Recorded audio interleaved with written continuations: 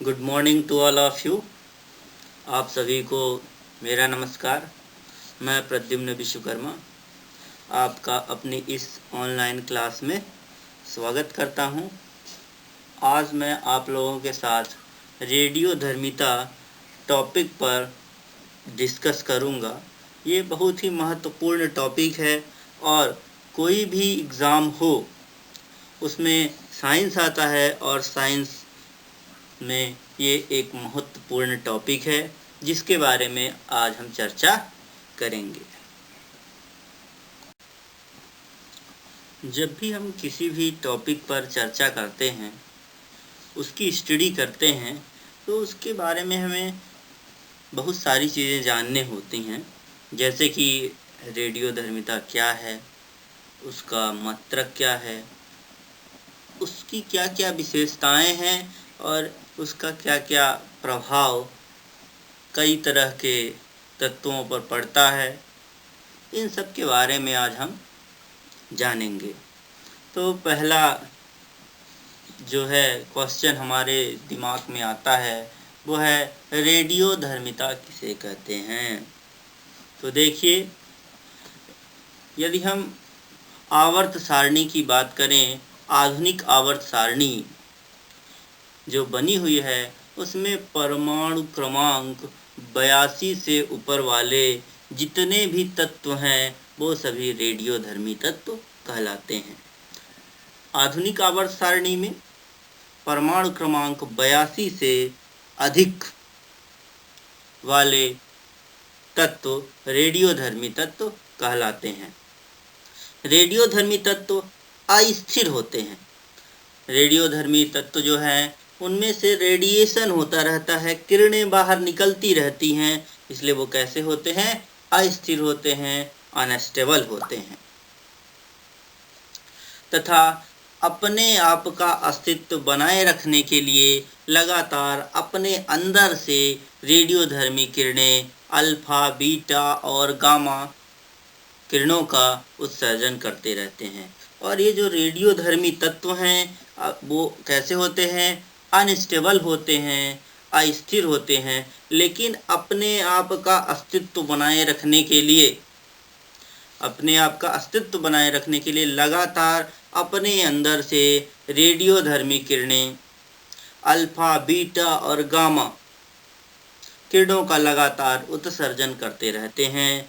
इन किरणों को बेकुरल किरणें कहा जाता है। क्या कहा जाता है? बेकुरल किरणें कहा जाता है। तथा जो तत्व इस प्रकार की किरणों का उत्सर्जन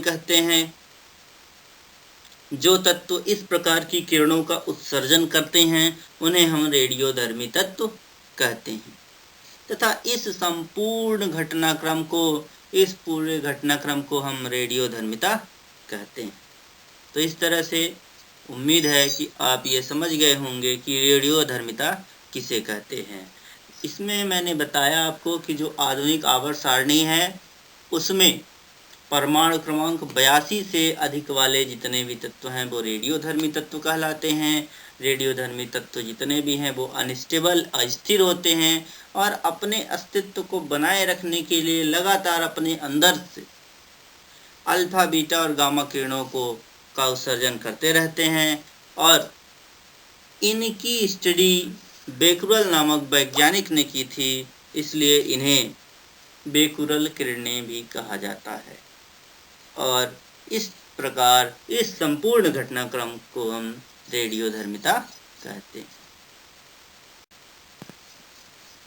रेडियोधर्मिता की खोज फ्रांस के वैज्ञानिक बेकुरल ने 1896 में की थी। जो रेडियोधर्मिता है उसकी खोज किसने की थी? फ्रांस के वैज्ञानिक बेकुरल ने 1896 में 1896 में की थी। इसके बाद मेरा अगला टॉपिक है रेडियोधर्मिता का मात्रक। तो रेडियोधर्मिता का SI पद्धति में मात्रक बेकुरल होता है, क्योंकि इसकी खोज बेकुरल साइंटिस्ट ने की थी। तो उन्हीं के नाम के आधार पर इसका मात्रक बेकुरल रख दिया गया है। और एक बेकुरल बराबर होता है 1/6 पर सेकेंड। 1 सेकेंड में कोई भी तत्व जितना क्षय होगा,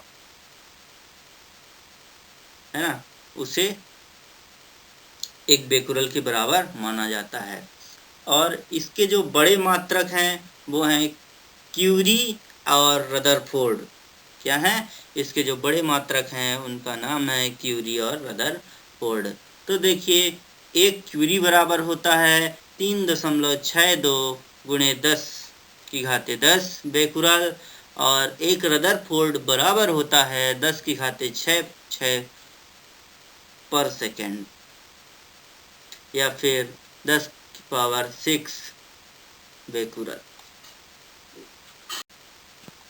अर्ध आयुकाल, जैसा कि टॉपिक से ही पता चल रहा है कि अर्ध मीन्स आधा और आयुकाल मीन्स आधा समय। वह समयांतराल जिसमें कोई रेडियोधर्मी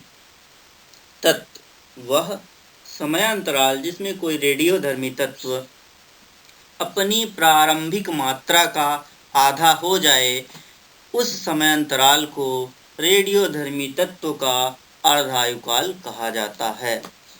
वह समयांतराल जिसमें कोई रेडियोधर्मी तत्व, चाहे यूरेनियम हो, थोरियम हो, रेडियम हो, अपनी प्रारंभिक मात्रा का, स्टार्टिंग में जितनी उसकी मात्रा है उसका यदि आधा हो जाए, तो उस समयांतराल को, जिस समय में वो आधा होगा, उस समयांतराल को रेडियोधर्मी तत्व का अर्धायुकाल कहा जाता है।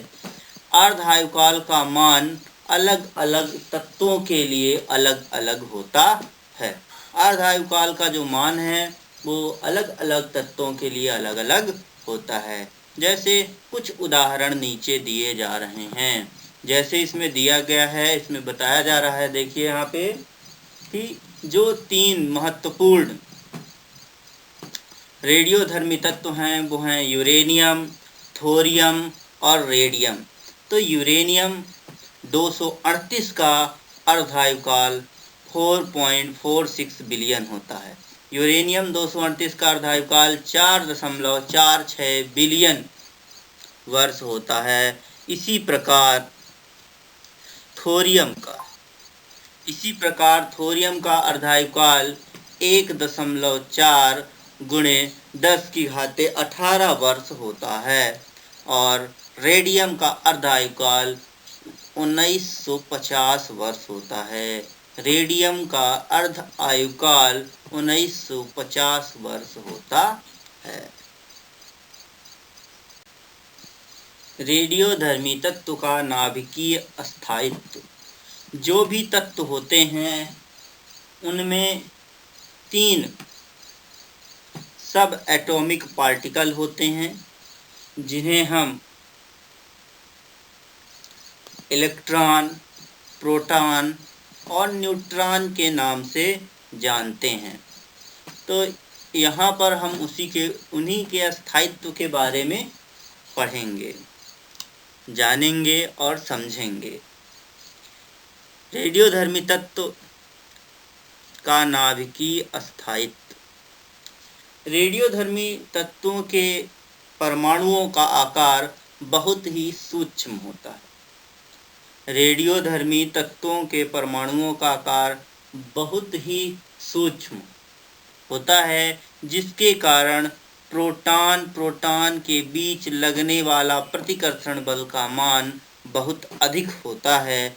लेकिन नाभिक में न्यूट्रॉन की मौजूदगी इस प्रतिकर्षण बल के प्रभाव को कम करती है।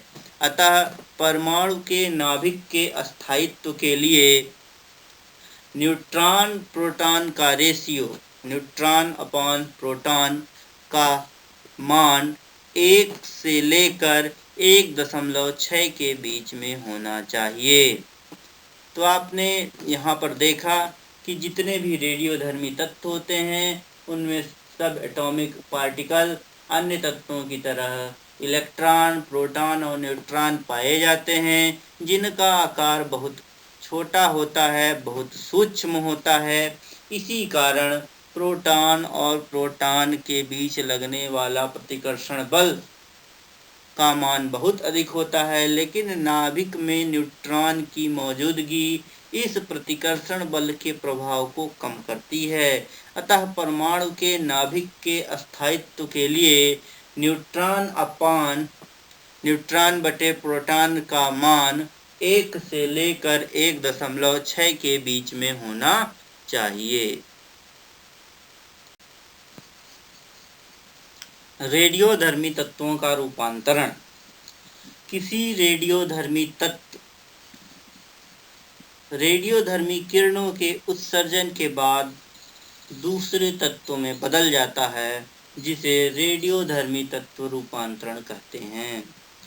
तो मैं आप लोगों को बता दूं कि कोई भी रेडियोधर्मी जो तत्व हैं वो अपने में से किरणों को, जैसे कि अल्फा, बीटा और गामा का उत्सर्जन करते रहते हैं, और इन किरणों के उत्सर्जन से रेडियोधर्मी तत्व दूसरे तत्वों में बदल जाता है। इस प्रक्रिया को रेडियोधर्मी तत्व रूपांतरण कहते हैं।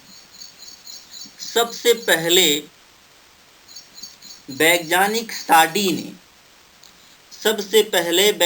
साडी ने बताया कि तत्वों से रेडियोधर्मी किरणों का निकलना तत्वों के अस्थायी नाभिकों का अस्थायी नाभिकों में बदलने का परिणाम होता है। सबसे पहले वैज्ञानिक साडी ने बताया कि तत्वों से रेडियोधर्मी किरणों का निकलना तत्वों के अस्थायी नाभिकों का अस्थायी नाभिकों में बदलने का परिणाम होता है। तत्वों के रूपांतरण के फलस्वरूप ही समस्थानिकों का निर्माण होता है। तत्वों के रूपांतरण के फलस्वरूप ही क्या होता है? समस्थानिकों का निर्माण होता है। जैसे उदाहरण हम देख सकते हैं कि जब यूरेनियम 238 से, यदि हमारे पास यूरेनियम 238 तत्व है, तो उसमें से एक अल्फा कण बाहर निकल जाता है। क्या निकल जाता है? एक अल्फा कण बाहर निकल जाता है, उसका उत्सर्जन हो जाता है, तो वह थोरियम 234 में अपने आप को परिवर्तित कर लेता है। तो वह थोरियम 234 में अपने आप को परिवर्तित कर लेता है। तो इसी के साथ आज की क्लास समाप्त होती है। और यदि आप लोग इस वीडियो को पूरा देखें और वीडियो को लाइक, शेयर और कमेंट करें इस पे। और यदि आपका कोई डाउट है तो आप कमेंट सेक्शन में पूछ सकते हैं। और नेक्स्ट वीडियो पाने के लिए मेरे चैनल को सब्सक्राइब करें।